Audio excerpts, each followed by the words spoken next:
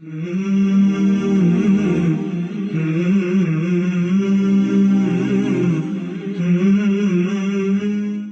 to escape the crippling trap of a multi-layered, complex emotional experience.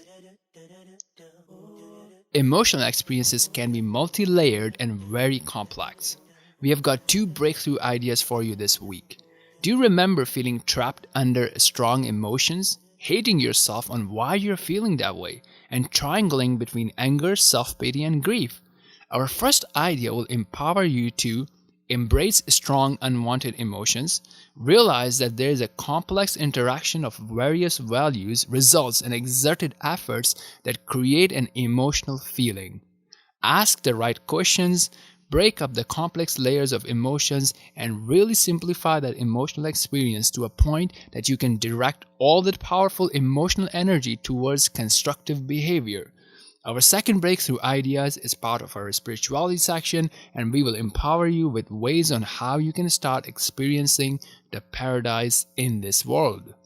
In our 6th, 7th, 8th, and 9th episode, we have shared several different strategies to master your emotions based on the nature of those emotions. Recently, I was involved in a situation in which a lot of effort was put in a marriage prospect. Things were arranged and it did not work out at the end. As I was discussing with various parties involved, different people felt it in different ways. And as I looked deeper into it, I came up with some profound realizations on how complex and multi-layered emotional experiences can be.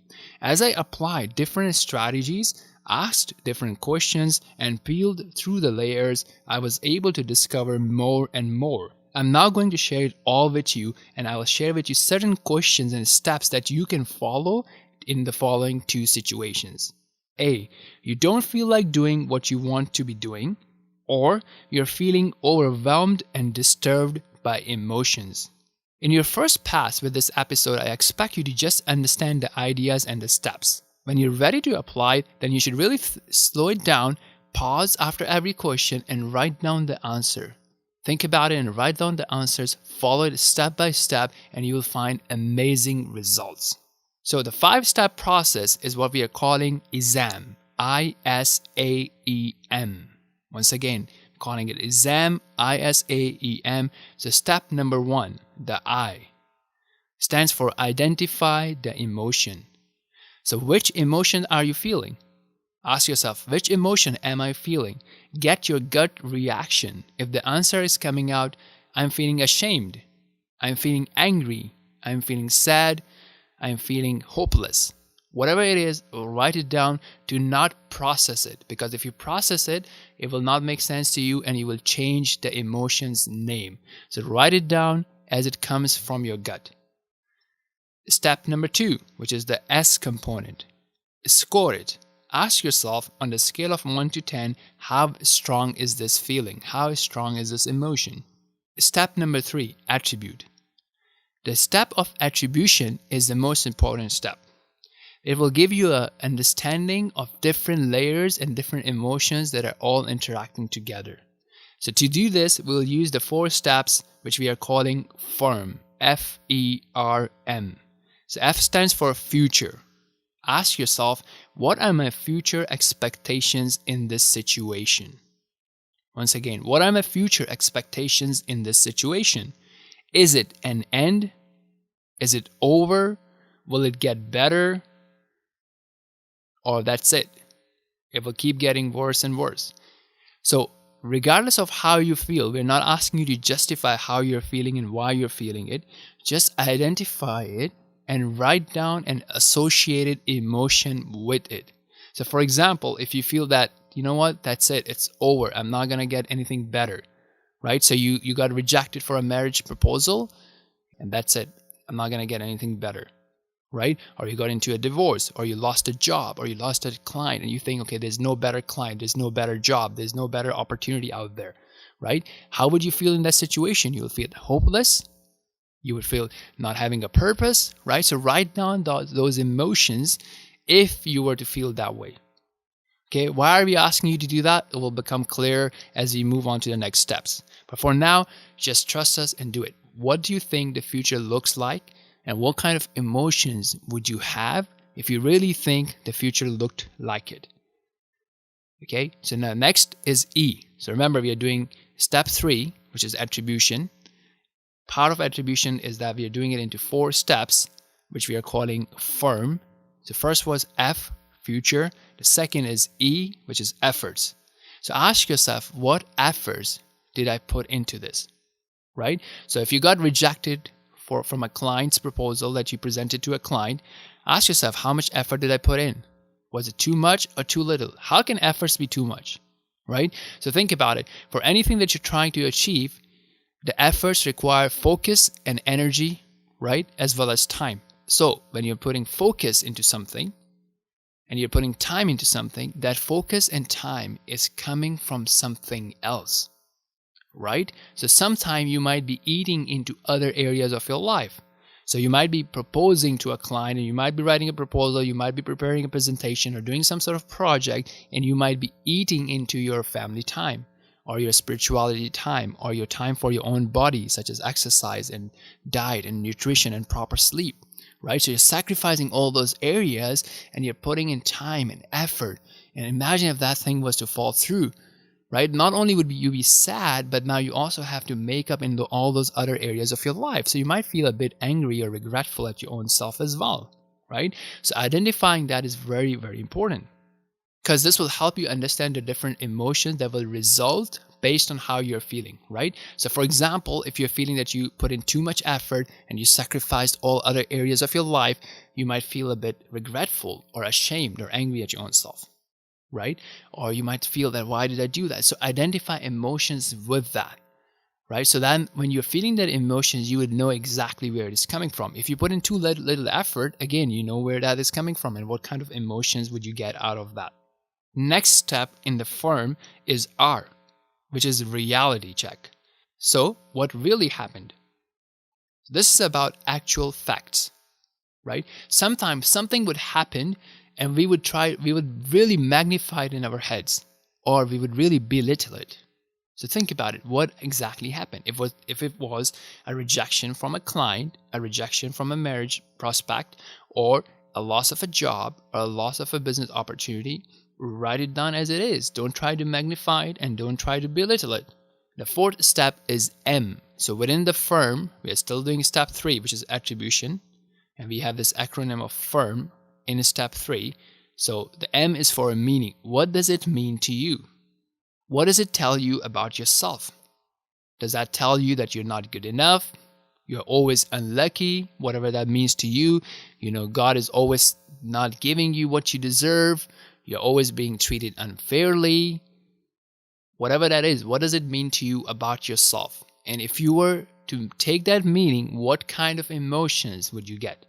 Once again, look, we're not trying to justify it. We're not talking about is it the right way to feel or not, but what are you truly feeling? And if you were to feel that way, what kind of emotions was it going to give you?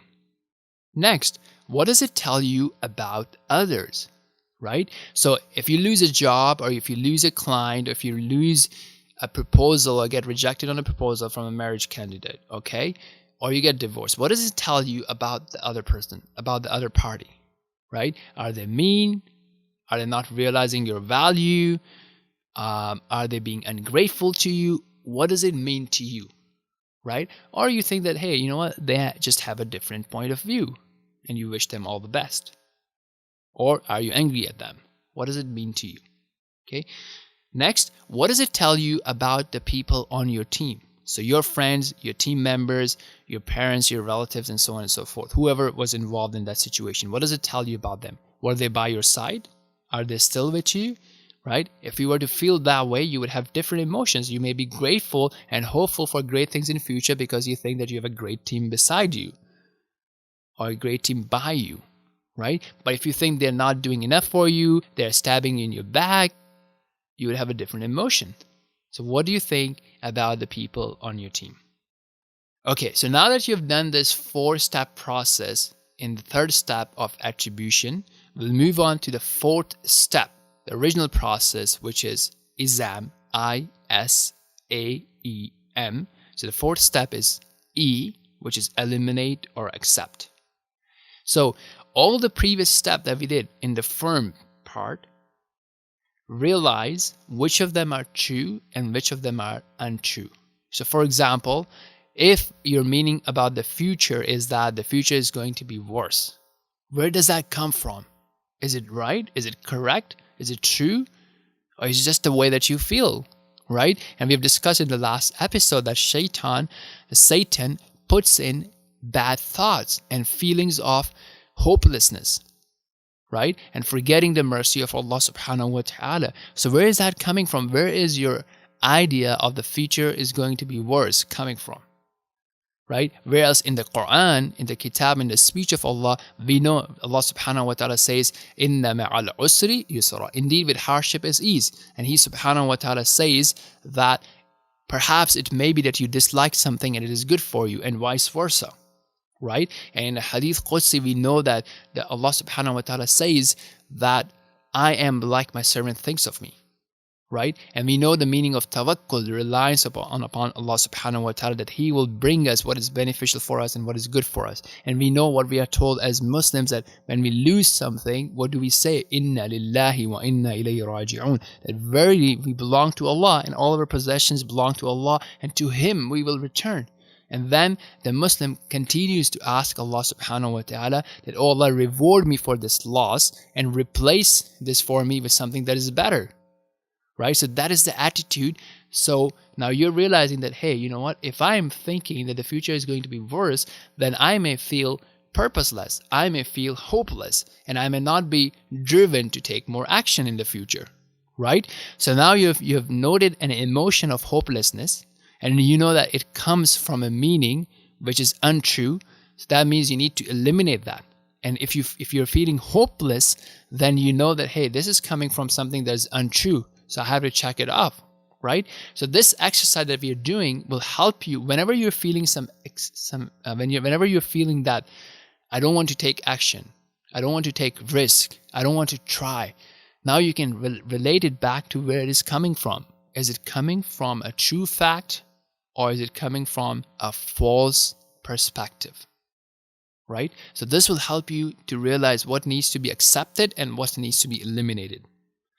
Okay, for things that need to be accepted, right, such as, I'm feeling sad because I put in all that effort and it did not went through. So I'm feeling sad. So you will accept it. Now, what really happens sometimes people are disturbed. Hey, why am I feeling sad?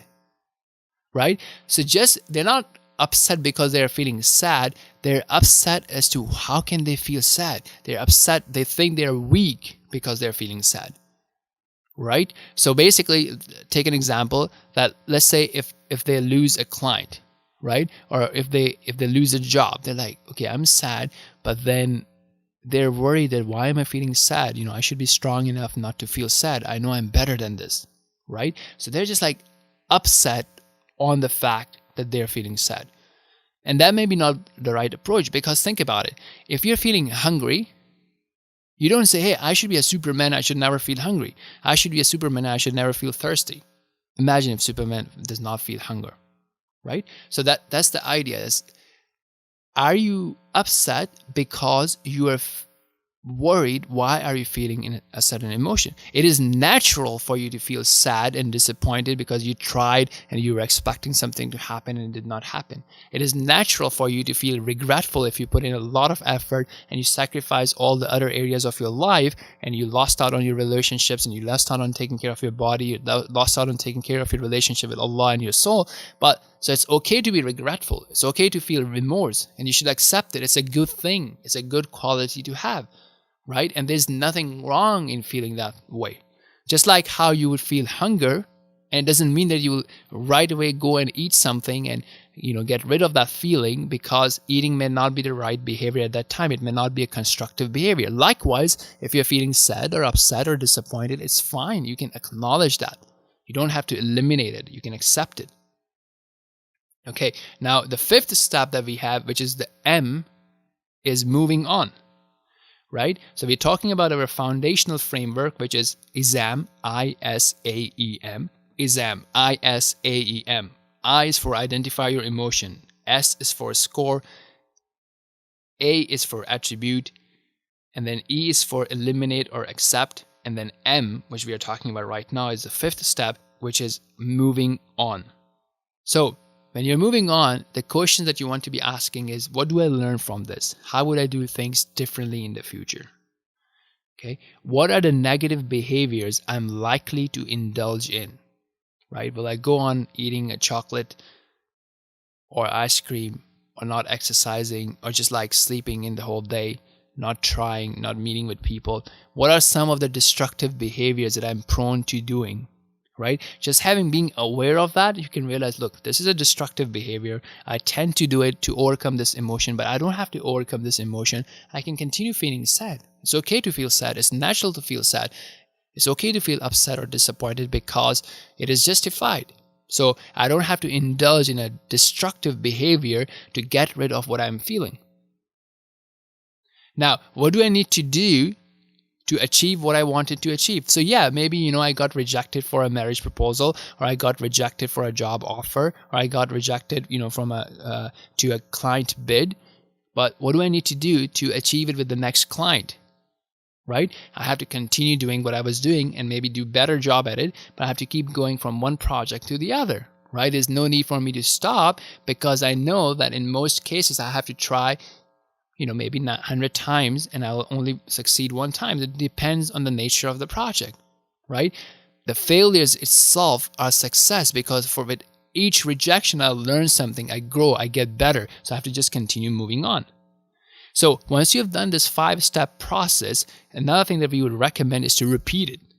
Okay? Because when you repeat all these steps, you may realize now new things. As you have checked off, as you have understood some of your emotions, some of your meanings, now if you do it again, you might realize some further deeper layers. So continue repeating the whole 5-step process until there's nothing more to be learned. So this way you have understood all the different complex emotions that you can feel, and how the emotions can fluctuate from one to the other, and why they would fluctuate, and what is the reasoning behind it, and how you can eliminate or accept it, and how you can continue to move forward. Okay, now let's move on to our spirituality section, where we focus on the health of our soul and our relationship with the Creator. Have you ever wondered what is the ultimate possible happiness state in this life? So from one of the great people of the past who has realized this, there's a saying known as, in this world there's a paradise like the one in the hereafter. Whoever enters it has entered the real paradise, but whoever does not enter it has not entered the paradise in the hereafter. Or whoever does not enter it will not enter the paradise of the hereafter. The Prophet ﷺ has mentioned and indicated this paradise in his saying, when you come upon the pastures of paradise, feed on them. On being asked what these pastures of paradise were, he ﷺ replied that these are the circles, these are the gatherings where Allah was remembered. So realize something: happiness, calmness, joy, peace, and tranquility are all creations of Allah subhanahu wa ta'ala, and are bestowed as blessings to human beings. So the one who bestows it has also given us certain promises around who he gives these blessings to, and why and when. So one of the verses that he has in his kitab, in his book Quran, says, من عمل صالحا من ذكر أو أنثى وهو مؤمن فلنحيينه حياة طيبة وَلَنَجْزِيَنَّهُمْ أَجْرَهُمْ بِأَحْسَنِ مَا كَانُوا يَعْمَلُونَ. Whoever does righteousness, whether he be a male or a female, while he is a believer, we will surely cause him to live a good life, and we will surely give them their reward in the hereafter according to the best of what they used to do. So look, Allah has given us this notion of a good life.